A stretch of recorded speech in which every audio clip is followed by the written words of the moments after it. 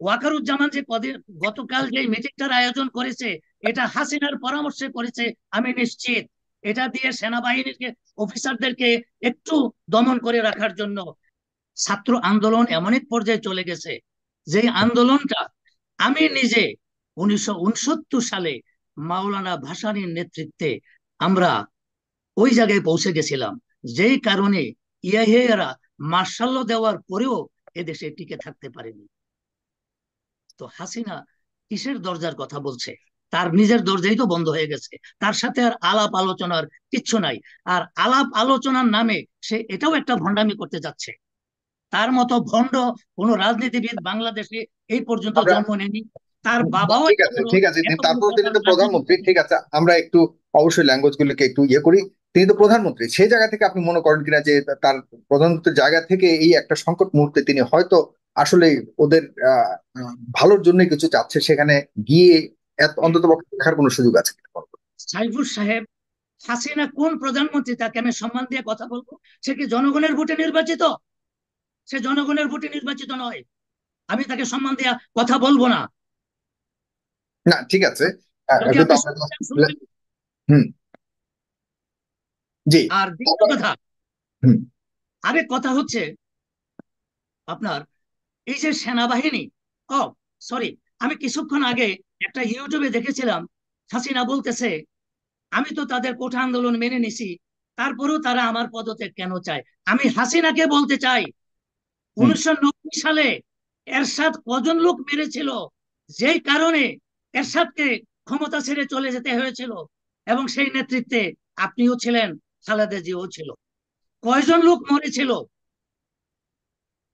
1969 সালের আগে আইয়ুব খান কয়জন লোক মেরেছিল?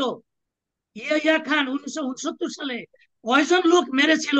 আমরা ছাত্র জনতার আন্দোলনের বুকে ভেসে গেছে পাকিস্তান, যেই কারণে একটা নতুন বাংলাদেশ জন্ম নিয়েছে। তাই আজকে আমি ছাত্র নেতা ইসমাইল সম্রাটকে অত্যন্ত ধন্যবাদের সাথে জানাচ্ছি যে এই আন্দোলনটা তোমাদের অনেক পূর্বেই করা উচিত ছিল। এই কোঠার নামে দেশটাকে লুটে পুটে আওয়ামী লীগ শেষ করে দিয়েছে, মেধাবী শূন্য করে দিয়েছে এই প্রশাসনকে। তাদেরকে আর কোনো সুযোগ দেওয়া যায় না। এখন তোমাদের যে দাবি, এক দফা দাবি, তার পদত্যাগ নও, তার পদত্যাগ নয়, তাকে ক্ষমতা ছাড়তে বাধ্য করা হবে। তার পদত্যাগ হলে তার সাথে আবার কিছু শর্ত জুড়বে। তার সাথে কোনো, তার পদত্যাগের সাথে কোনো শর্ত নেই। আমি আমি আইন শৃঙ্খলা বাহিনীকে অনুরোধ করব, হাসিনা যে অন্যায় অপরাধ এই দেশে করেছে, যদি আপনারা একটা স্বাধীন দেশপ্রেমিক এই প্রশাসন হয়ে থাকেন, তাহলে হাসিনা এবং তার সংশ্লিষ্ট মন্ত্রীদেরকে অনতি বিলম্বে গ্রেপ্তার করে হাতে পায়ে ডান্ডা বেরি দিয়ে তাদেরকে জেলখানায় নিয়ে যান।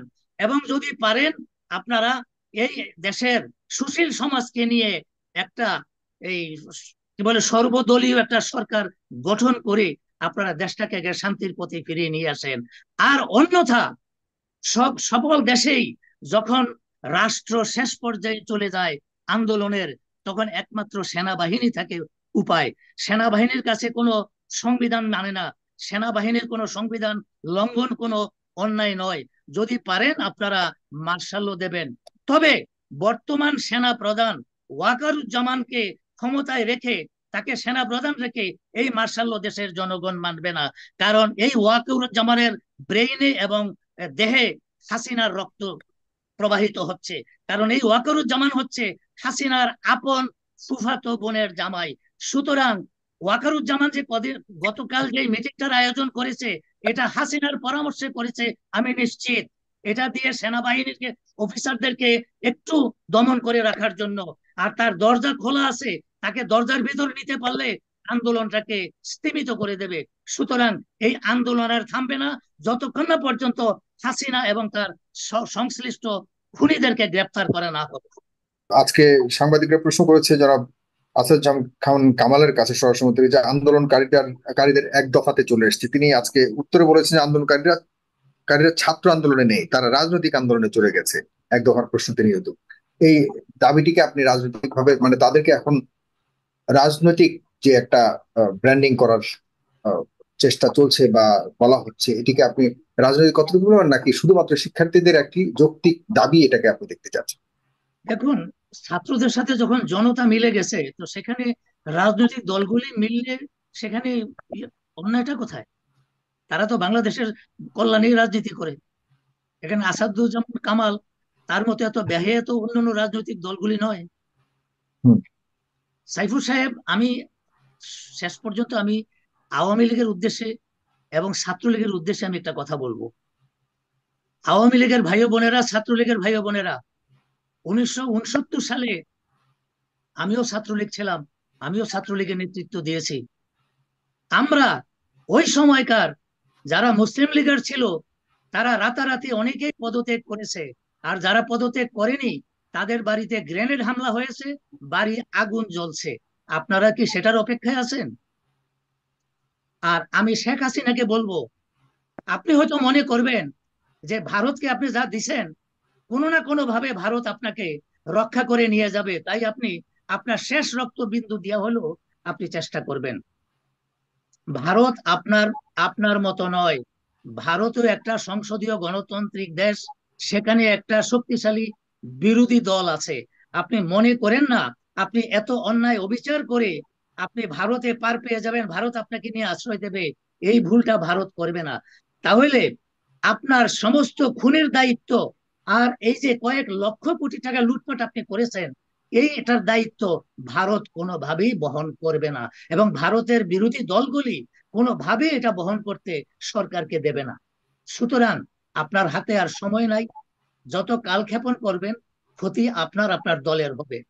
দেখুন, আজকে মুসলিম লীগ নামে কোনো দল বাংলাদেশে নাই। এটাই কিন্তু একসময় পাকিস্তান রাষ্ট্র চালাইছে। সেখান থেকে আমরা বেরিয়ে এসে ওটাকে নিশ্চিহ্ন করে দিয়েছি। আর ছাত্র ভাইদের উদ্দেশ্যে বলবো, এখন ছাত্র জনতার অস্তিত্বের প্রশ্ন, এখানে হাসিনা আওয়ামী লীগের অস্তিত্বের প্রশ্ন। আপনারা যদি আপনাদের অস্তিত্বকে ধরে রাখতে না পারেন, আপনারা নিঃশেষ হয়ে যাবেন। আপনাদের পিছু হটার মতো কোনো রাস্তা আর নাই। শেষ পর্যন্ত সাইফুর সাহেব, আমাদের তো একটা জায়গায় পৌঁছতে হবে, সেটা হলো একটা অন্তর্বর্তীকালীন সরকার।